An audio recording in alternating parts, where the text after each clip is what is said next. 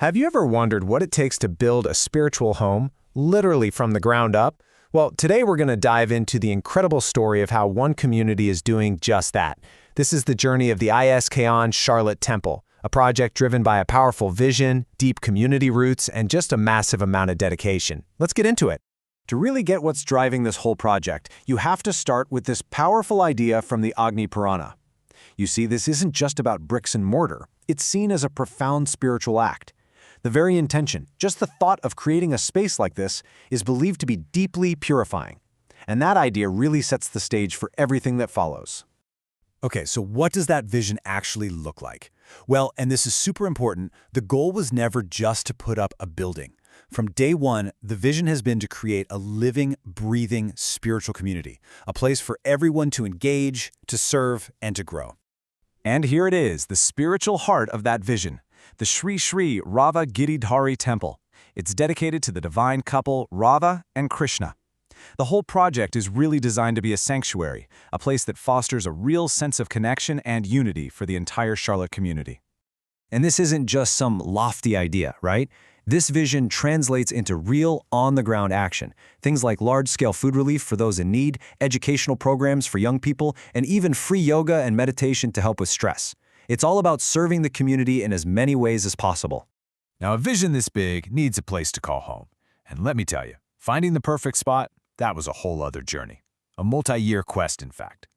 Wow, just look at this timeline. It really shows you the sheer persistence we're talking about here. After a search that went on for several years, you can see them hitting these huge milestones one by one. Getting the land under contract, closing the deal, and then navigating that whole complex process of getting official approval for rezoning and site plans. That is a ton of foundational work already in the bag. Okay, this next part of the story is, well, it's pretty dramatic. Because once they found the land, the real work started. And we're not just talking about building something new, we're talking about healing a piece of land that had been completely forgotten. So just imagine this for a second. The 9.35-acre property they found, it wasn't some beautiful, pristine plot of land. No way. It was totally neglected, overgrown, and just filled with debris, old structures, and trash. A major challenge right from the get-go. And here, wow, just look at this. This is the payoff.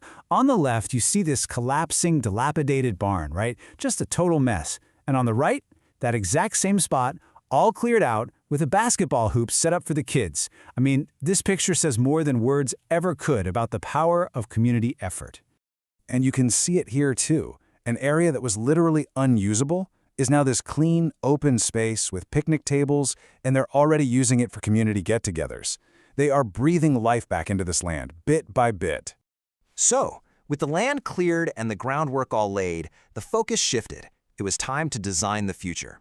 Let's take a look at the master plan and see what this space is actually going to become. Okay, let's take a bird's eye view. You've got the main temple building right in the center, of course. Plenty of parking, which is crucial for big festivals. But look at all the other stuff. A basketball court, a play area for kids, walking trails, a yoga hall, and even a pond. It's not just a temple, it's a whole community campus designed to integrate worship, community, and nature. And if we zoom in on the temple building itself, the plan is just as thoughtful. You have this massive, over 3,000 square foot temple hall at its heart. But check out that huge kitchen. That's for all the food relief programs we talked about. And my favorite part, this 3,000 square foot open air courtyard, creating this peaceful central gathering spot. Just imagine that. And here it is, the date that makes this whole thing feel so real.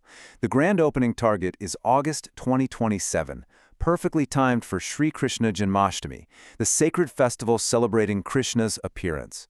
This isn't just a deadline. It's about creating a historic moment for the entire city of Charlotte. All right, so the vision is crystal clear. The land has been transformed, the plans are all drawn up. So what's left? Well, this final part is all about what it's going to take to get across that finish line. And it boils down to one thing: building this legacy together. So what's the number? To get from where they are now to a finished building, this first phase needs $2.5 million. And that covers everything: all the site development, the grading, utilities, the parking, and of course, the building itself. So how on earth does a community raise that kind of money? Well, this is such a cool approach. It's called square feet seva, which means service. It basically breaks that giant number down into something you can really wrap your head around. You can help build 1 square foot, or 10, or 100. It makes participating feel so direct and so impactful. And this is so important. It's not just about money. Not at all. This whole project runs on people power. People volunteering their time, donating materials, offering their professional skills, or even just helping to spread the word. Every single bit of help is what brings this vision to life. Which brings us all the way back to that first question. What does it take to build a spiritual home from the ground up? Well, as we've just seen, it takes an incredible vision for sure. It takes years and years of pure grit. It takes the courage to look at a neglected piece of land and imagine a sanctuary. But more than anything, it takes a community, coming together to build something that will last for generations to come.